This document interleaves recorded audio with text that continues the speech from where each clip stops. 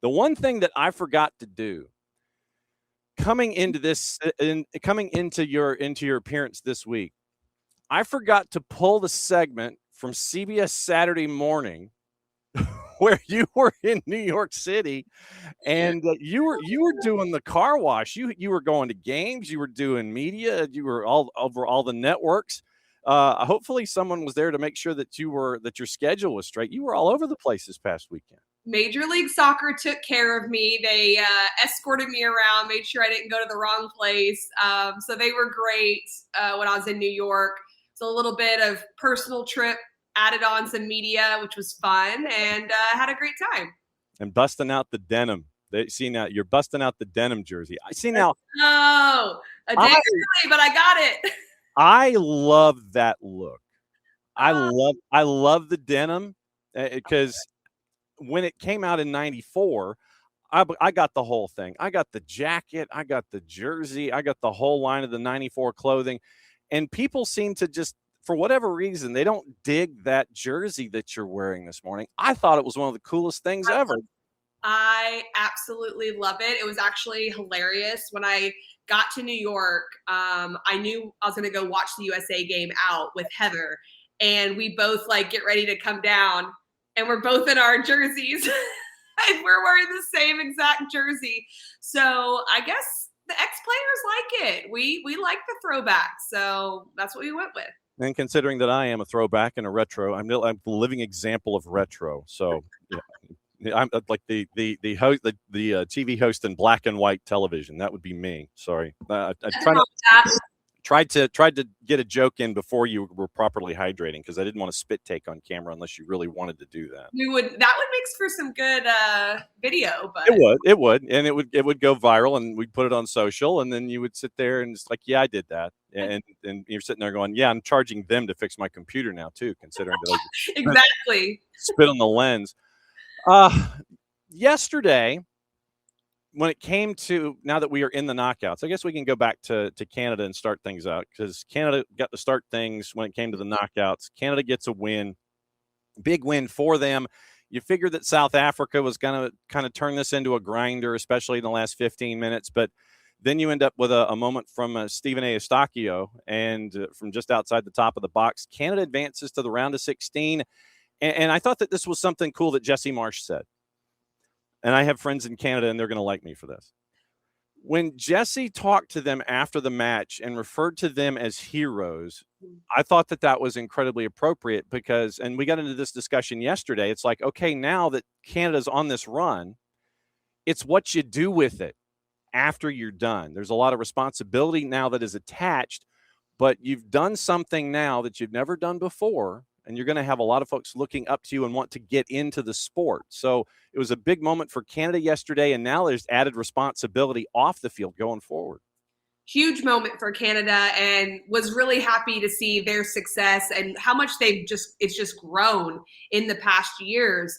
I do believe that it was incredibly appropriate for him to say that at that moment. And there's those moments where you feel like it's big for your country. And I can only imagine what that felt like for them as the players, the staff, the entire country watching. I also think it's really important for soccer in this part of the world to have Canada do well, Mexico do well, the United States do well. It's not just the United States hosting this World Cup. Yeah. It's the three of us. And being in this part of the world and continuing to grow the game is important. And we all know that winning matters in those moments. And so the further we can go, I think the better it is. Yeah, and you've got a professional men's league in the CPL that is still trying to find its footing. Of course, Major League Soccer is 30 years old, and so that by comparison to what's going on overseas in Europe, they're still a little kid. And the CPL is a handful of years old. They're still trying to find their footing. The women's game finally with the Northern Super League, in its second year. So this is why I was talking about added responsibility, because of all of this pressure that you're good, and it's good pressure that you're putting on yourself to make sure that the game continues to grow, both on the women's side professionally, even though there have been more successes internationally, and then the inverse, which is now happening on the men's side. The entire ecosystem growing is critical. And what I mean by that is it not only helps in Canada, and for young players to see that there's a pathway in their own country. It also keeps all of us honest in this area as well. The MLS continuing to grow, the United States national teams needing to be better and better when the countries around them are getting better and growing. So there's a positive effect all around. Rivalries are good, and I think competition is good. And so seeing those types of things continue to get better will only make the entire area better. Yesterday, matches took a little longer than normal on a couple of fronts. And we're going to have those highlights coming up in hour number 2. When it came to shootouts, when you were playing, when coach came to you, were you one that would volunteer to the coaches like, yeah, I'm in, or would you wait to be asked? How were you when it came What to? do you think? What would you guess? Oh, I figured you want to jump into the coach's face, and it's like, yeah, put me in the lineup. I'm gassed up, ready to go. I always took penalty kicks, and I was usually the last penalty kick taker. So I loved them. Absolutely loved them. Okay, so that doesn't surprise me one bit. So you're there in the 5th. You're waiting, and you're probably cursing the planet if somebody missed, 2 folks in front of you miss because you don't get your opportunity. That's true. Go if you could. I guess this is where you kind of put your player/coach hat on when it comes to PKs.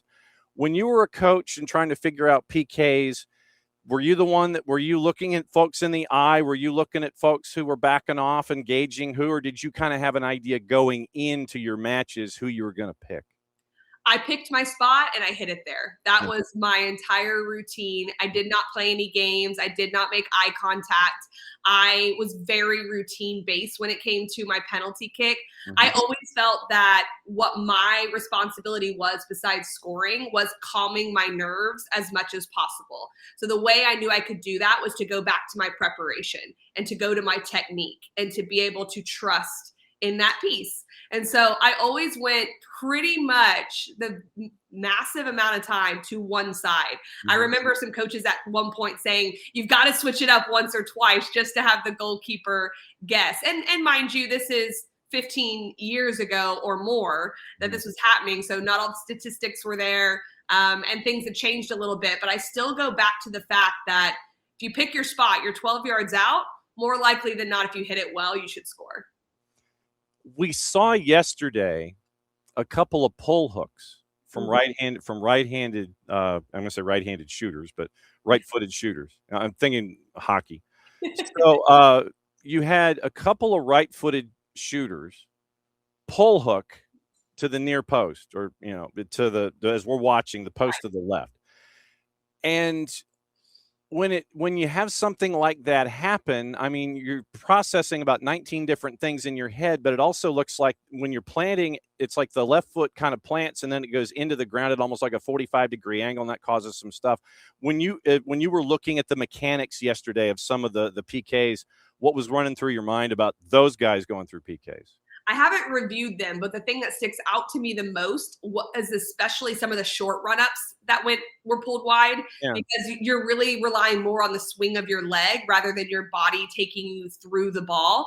And so there is still a little bit of that mind game of I'm going to look like I'm opening up and then I'm going to come across it. And if you hit it at an angle that's not right, you're going to pull it. And that's where those nerves come in, and your mechanics can be off just a little bit. So there's fine margins there where your plant foot goes, where you make impact with the ball. Those short run-ups always make me nervous because you're generating power only through a swing of the leg rather than your entire body. And I think that happened a couple times we saw. So then along those lines, when you see a player airmail it, and it's not a pull hook, it's not off the post, hit the post, whatever, but it goes up and over the crossbar. Is it as simple as saying, okay, the body was not in a straight line, they were leaning back, and the contact was already being made, and you're swinging through already, and you're already on an upswing as that ball is climbing, and it has no choice but to go over the crossbar? A huge portion of it is just the leaning back on the ball while you're trying to generate power. I have a time in my career where I had to take 2 penalties in a game, one in game, one in a penalty shootout. And I scored in game. We go to the penalty shootout. I'm the 5th kicker. and I have to score for us to continue on to sudden death. We were down a penalty in the last phase. And I wanted to go to the same spot. But of course, what's going on in your head is, do they think I'm going to the same spot? Do they think I'm going to switch it up? All this is kind of going in your head, and I'm sure it's going in the goalkeeper's head as well. So inevitably, I think I need to get more power on this, because if the goalkeeper guesses correctly, I need more power to get by her quicker. So long story short, I did make it, but it sailed up on me because I was trying to get power. And so I came through it harder. I didn't have as good of technique, and she got a finger to it. Thank goodness I had power, but it went really high, and it didn't go high on purpose. That was not my goal, was to go high. So my point is that when you're a little bit nervous, or you switch it up, or you kind of go for power sometimes, but still placement, your body can mess you up a little bit and start to sail that ball. How is your bracket, by the way? I kind of am going game by game. I haven't done like a full thing by any means, but I yesterday, in all transparency, I predicted a tie with Netherlands, Morocco, but I thought Morocco would go through. I thought Japan was going to give Brazil everything, and Brazil went through. And so Morocco proved me wrong. They beat the Netherlands. And then what was the middle game? Oh, no, no one predicted Paraguay. Come on. Yeah, really? I definitely didn't see that. I wasn't sold on Germany. I saw their send-off game for the US. I went to the Ecuador-Germany game.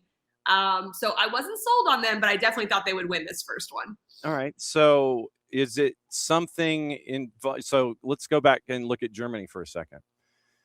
You weren't sold on them with the US. They play Sebastian Becasese and Ecuador, and it looked like Becasese wanted to press them out of the building at points, and it was forcing decisions that Germany didn't feel all that comfortable in. And then with Paraguay, you were shorthanded, and you didn't have Alderete at the back, and Alfaro had to do things a little differently, and it looked like Germany was having problems trying to figure out what Alfaro was doing with the new pieces he had to bring in out of necessity. When you saw Germany against Ecuador and when you saw them against the US, what sold you that they weren't at 100%? I saw both of those games in person, and I was lucky enough to go to both. And what I thought about Germany was exactly what I saw yesterday. They look good. They look well oiled. They keep possession. They can score in critical moments, but they never looked scary to me. It just never looked like this is a team that is really scary to come up against. And when you feel that way, because they weren't necessarily going a lot of 1v1s, there weren't a lot of services into the penalty box all the time. When you're not putting teams on their heels, you leave yourself susceptible to a 0-0 game, a 1-1 game, whatever it may be.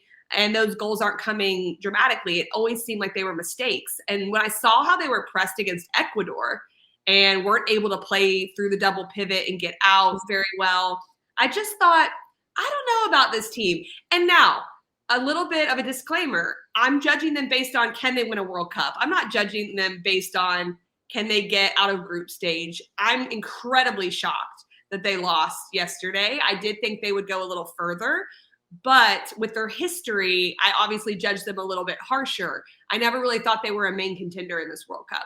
Yeah, I didn't have them in the last game of it all. No. In some versions, I look from the beginning. I've gone Argentina.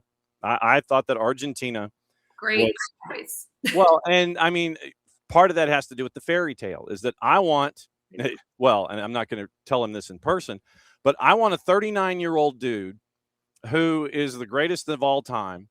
And look, and Team Ronaldo can come at me. I don't care. CR41, y'all can come at me all day long. They can come after me too. It's okay. Twice on Tuesday, you can come at me and it's all good. I'm Team Messi, and I want the fairy tale ending. So that was why. And then I looked at the bracket and I said, yeah. But I'm Team Messi and have been the entire time. So for me, it wasn't necessarily Germany. It was, probably France at some point as a part of the breakdown as well. But yeah, I mean, Germany to me, and I think you hit it when you're breaking it down for me, it's like they were kind of there. And they didn't put the fear of anybody in me. It's like, yeah, okay, when you need the engine to turn over late, yeah, you're going to, hit all your gears and that's fine. But it didn't seem like it was that way for a full 90 minutes. And when Ecuador comes up and bites you, and you get the first set piece against the US, but then things kind of even out. You're kind of going, okay, you're not really, you ain't scaring me here. They're missing that like really scary attacking player. And not only because that player can produce, but because of how much attention they draw. So then Havertz is someone who can be underneath in the pockets and play well. And then a Havertz can float somewhere else where they're not paying attention to him and find him the ball. They're lacking that. And you're right. In the USA send-off game, besides that first goal, we dominated a lot of the possession. We looked scarier at times. And I just thought, I don't know, this isn't looking good for them. So and you can use the we, because you have you can do that. I can't sit there and use the collective we. I have to refer to it as a U.S. insert in letter NT here. You can go we. Just in a different way. Americans, come on. True, but I mean, yeah, you're the one that has the jersey under glass. You can sit there and say, look, I've done the work. Look, and this is why. Here's my proof. I've done the work. It's under glass. Brazil yesterday. I had Japan as one of my dark horses, and they showed for 89 minutes why. Yes. Oh, and then Gabriel Martinelli. Man, it was a big day for Arsenal fans yesterday. Martinelli and Havertz scoring, but I'm still not sold on Brazil. I'm really not, because of it's just I can't put my finger on it, but there's just a vibe there for me. I'm like, you have to wait till 90+5 to knock off Japan. Japan was pressing them out of the building, and they were having problems. It seems to be a factor here where the hydration break seems to be working for folks. And then Japan sat back more. It was like they sat back so early and it stopped working. And then you give Brazil time on the ball. That was where I think Japan went wrong. I agree with you. I was talking with someone last week on one of the media things, and I said, I want to say Japan's going to win that game. I still think Brazil's going to pull it out, but like I might pull for Japan on this one. And I think if that tactical switch hadn't happened, I don't know what would have occurred in that game. The one thing that Brazil has going for them is an X factor player. I've talked about it a lot with the Vinny Jr., who I feel like Brazil could be playing like terrible, and he could pull a goal out of nowhere. Mm-hmm. And you need players like that as you go through the World Cup. And he didn't do it in this game. Obviously, Casemiro stepped up, but it wasn't convincing. I do feel like they're way more dangerous than like a Germany, though. Like they can figure out moments more. I never felt like that moment was coming with Germany, but with Brazil, I always am on the edge, like, because I kind of wanted Japan to win a little bit, and I was like, oh no, what's happening? They're gonna pull something out, and they finally did. Yeah, this Casemiro guy, he's a good economical pickup for Inter Miami. They didn't have to spend a whole lot of money to bring him in after the World Cup, so that's them using their financial wherewithal to make sure that they can bring in this budgeted player in Casemiro, where they're not having to break the bank. U.S. and Bosnia Herzegovina. I have focused on Edin Dzeko for Bosnia and Herzegovina. When you're 7 feet 2 inches tall and you can get inside the 6 and cause problems, I think that if it's going to be anything for Bosnia and Herzegovina, I think it's going to be set pieces and corners, and causing these kinds of problems defensively for the U.S. In your cursory research, even though we're not there yet, what have you thought about this particular matchup heading into the midweek? I'm obviously there in spirit already, so we can go there. Yeah. I agree with you that the corner kicks, the set pieces, those opportunities could be the great equalizer for a Bosnia and Herzegovina. Mm-hmm. They're going to be looking for those moments just with the player profiles they have, the services. One thing that the U.S. was able to do a lot in that Australia game was defend the box. And so I felt much better after watching that game with a lot of crosses coming in, man-for-man marking. I worry about the second chance opportunities that Bosnia and Herzegovina can provide. They've gotten some off of that with some great finishes, so that recycling of play after set pieces. The big question I have for Bosnia and Herzegovina is, how are they going to defend us? We've seen a 4-4-2 block. We've seen a back five. We've seen them sit in. We've also seen moments to press. And our back line at times has gotten caught trying to play out of the back. And so I do think there will be moments that they try to press. All that to say, I think the United States has more than enough to be able to win this game, but the first 15 minutes is huge. And how they come out, how we step in press, and not focusing too much on the opposition in this game. I think if they focus too much on the opposition, it'll take us out of our game plan and what's worked well so far. And then you know this because you have a jersey under glass that you need to put up on a wall someplace. You know, how much pressure is there playing for your country, and how do you not let it overcome you in a game state? There's a lot of pressure, and there's a lot of history, things like that, different types of legacy, depending if you're with the men, the women, whoever, whatever country you're with. And just knowing how important putting on the crest is, no one takes that for granted. So it's there. I do think one of the big factors is that when you're wearing your country's crest, you have to figure out a way to approach the game with the details of the game. Otherwise, it can be too overwhelming. So what are we looking to do? What are we focused on? And also leaning on your preparation. And that's where a staff comes in, a manager comes in of reminding you, here's what we've done, here's why we're here, and taking all that extra pressure out. And instead of you seeing it as pressure, using like the crowd and the noise to galvanize you, because we have that advantage. When you're in a national team setting and you're not playing and you're just kind of hanging out, like, you know, you and Heyo are hanging out, you know, watching soaps or whatever, you know, you're watching General Hospital and you're not out there in practice.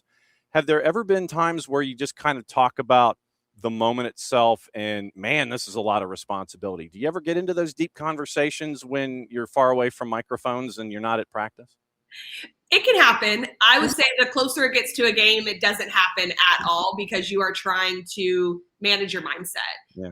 When you get to the highest level, the separation of players making teams, the separation of teams winning championships, winning World Cups is psychological. There's not much separating teams at the very top of the highest level of the game. There's not much separating players who make rosters, who don't make rosters. The psychological edge is really important. So to your question, I don't believe those conversations happen very often within the tournament. Instead of like, oh, this is pretty cool, like that crowd was amazing, like how honored are we? Like those types of things could happen. Yeah. But as far as the pressure side of it, I may be wrong, but more often than not super close to game day are those kind of conversations happening as you try to structure your mind. Okay. So what's your rundown for the rest of the day? How many more of these are you doing? One more as of now, but what I've learned is as the day goes on, it's like, are you available at 4? Are you available at 7? So we'll see, but one for now. Okay. And so this way we get to keep an eye on your socials and make sure that all of the network affiliates that have you on their morning shows know what they're getting into. Yeah, putting up with our chaos to lead off, then she's pretty much ready for anything. Kacey D, as always, it's great to catch up with you. May every live shot and connection be well, and may Owen continue to sleep and you bribe him appropriately so he's not bugging you when you do all these live shots. It's always great to see you, my friend. We'll see you soon. Thanks. Have a good one. There she goes, Kacey D. And Kacey D's busting out the denim jersey. See, I love that. I love the denim jersey. I love that thing because, like I said, I had the puffy coat, even though it wasn't like, you know, like the warm weather puffy coat. I had like the denim windbreaker. I had that. Had the jersey. Somewhere in my stacks, I can guarantee you, I have a lot of that line from Adidas in '94. I've got a lot of that stuff from the World Cup in '94. It is stored someplace because there was, in addition to all the U.S. stuff, there was this one piece that I thought was really cool. And it was a sweatshirt, but it wasn't the thick sweatshirt material. It was a garnet sweatshirt, hooded, and it was thin material, but it had each of the flags on the trim of the hood and then down the sleeves. It's almost like, like a bar down each sleeve. It had each of the contributing nations in the World Cup in that particular piece of clothing. I'm like, yeah, I've got to get that. And so, the '94 stuff, I bought it originally, and I probably still have it buried someplace in my stacks in my storage locker. So that's me and retro. Yeah, we always get along. And then the second time around, since you probably got rid of it after the first time, they're charging you like 98% more. It's like double the markup. It is Tuesday Thoughts, and that's our guest, Chad Gabert from Kennesaw State. And for him, it was an opportunity to catch up on us on sports innovation and technology in his class, assistant professor of sport management up at KSU. So hooty you and all yours. And then catching up with KCD. So we had to slide KCD a little bit this morning because of the stuff that she's doing at 1020 and beyond.